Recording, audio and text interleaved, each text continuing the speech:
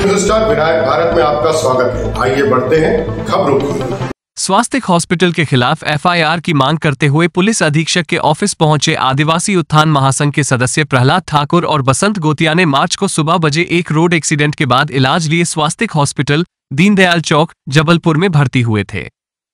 Hospital ने बोला था कि उनका इलाज आयुष्मान कार्ड से होगा, पर उन्होंने आयुष्मान से इलाज नहीं किया और उनसे 80,000 रुपए ले लिए गए। जब प्रहलाद ठाकुर की कंडीशन सीरियस हो गई तो उन्हें गवर्नमेंट मेडिकल हॉस्पिटल जबलपुर में रेफर कर दिया गया। एफआईआर की मांग को लेकर आज आदिवासी उत्थान महासंघ के सैकड़ों कार्यकर्ता पुलिस अधीक्षक कार्यालय पहुंचे। जबलपुर से गगन श्रीवास्तव के साथ अशोक रावत की रिपोर्ट।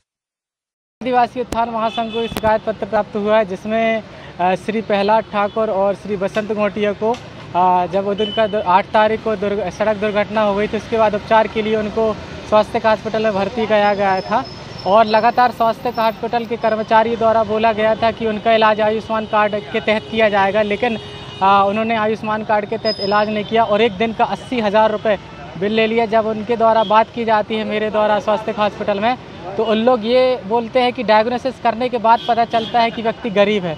80,000 लेने के बाद पता चलता है कि उनको कि व्यक्ति गरीब है। लगातार आदिवासियों के साथ अत्याचार दिन प्रतिदिन बढ़ते जा रहे हैं और शासन इस पर कोई भी इस पर कार्रवाई नहीं कर रही है। अभी तक उनसे आपकी चर्चा हुई तो क्या कहा? उन्होंने यही कहा है कि हम लोग क्या रहते हैं कि हम लोग आयुष्मान से इलाज नहीं करते हैं, मतलब आयुष्मान के कार्ड के तहत इलाज नहीं किया जाता। तो क्या बोला? तब उन्होंने यही बोला था कि हम लोग आपका इलाज आयुष्मान कार्ड से ही करेंगे और आपका 1 रुपये भी नहीं लगेगा। उनके पर से भी जो पैसा कटा उसका मैसेज भी आया होगा? नहीं, उसका नहीं आया। और बिल भी देखिए ऐसे फर्जी बिल देते हैं। ये उसका बिल है, क्या बोलते हैं उसको, दवाइयों का। ये 3500 की दवाइयाँ हैं और ये 7,000 के बिल है दवाइयों का। इसमें कुछ नहीं लिखा, दवाई के डिस्क्रिप्शन भी नहीं लिखा कौन सी दवाई ली है कौन सी नहीं ली गई। और ये जो इनने जो MR की CT स्कैन, उसकी कोई रिपोर्ट नहीं देते हम लोग को, रिपोर्ट भी नहीं देते। ये उनके परिजन हैं, इनके पिताजी खुद भर्ती थे। पैसा जो दिया गया है वहाँ पे, ये किसके द्वारा दिया गया? ये परिजन के द्वारा दिया गया है। कितना टोटल कितना? 80,000 रुपये दिया गया है। अब क्या कह रहे हैं वो? अब जब जो व्यक्ति है जो भर्ती था वो उसकी हालत गंभीर हो गई तो उसको मेडिकल रेफर कर दिया उनने। क्या चाहते हैं? हम लोग यही चाहते कि हमारा जो पैसा लगा उसको परिजन को वापस कराया जाए।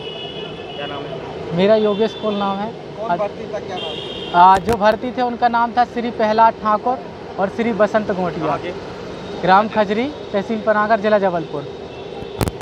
मैं चंदन कोल, मेरे पिताजी बसंत कोल, उनका एक्सीडेंट हुआ था और ये कटंगी बाईपास में, उनको लेके मैं स्वास्थ्य हॉस्पिटल पहुंचा। स्वास्थ्य हॉस्पिटल में जैसे ही एडमिट किया गया, मैंने बोला कि आयुष्मान से मेरा इलाज किया जाए। उन्होंने बोला ठीक है, हो जाएगा इलाज, आप इसको जांच करवाने दो। जांच करवाने के दौरान हमसे पैसा लिया गया। पैसा लेने के बाद कह रहे थे कि आपकी जांच है, रिपोर्ट आ जाने दो। हर बार जांच करवाने के बाद कहीं CT स्कैन, कहीं MRI, ये करवाने के बाद और फिर आखिरी में बोला गया कि आपका आयुष्मान अभी नहीं लग रहा है, रोको अभी। 2 दिन ऐसे ही टाला गया मेरे को, और टालने के बाद आखिरी में बिल थमा दिया गया मेरे को कि जी आप ये बिल पकड़ाओ, आप हॉस्पिटल ले जाओ, यहाँ पर नहीं हो पाएगा इलाज इनका। हमें पकड़ाया गया 20,000 का और प्रहलाद गोड़ को पकड़ाया गया 60,000 रुपये का। टोटल 80,000 रुपये हम लोग से लिए गए हैं।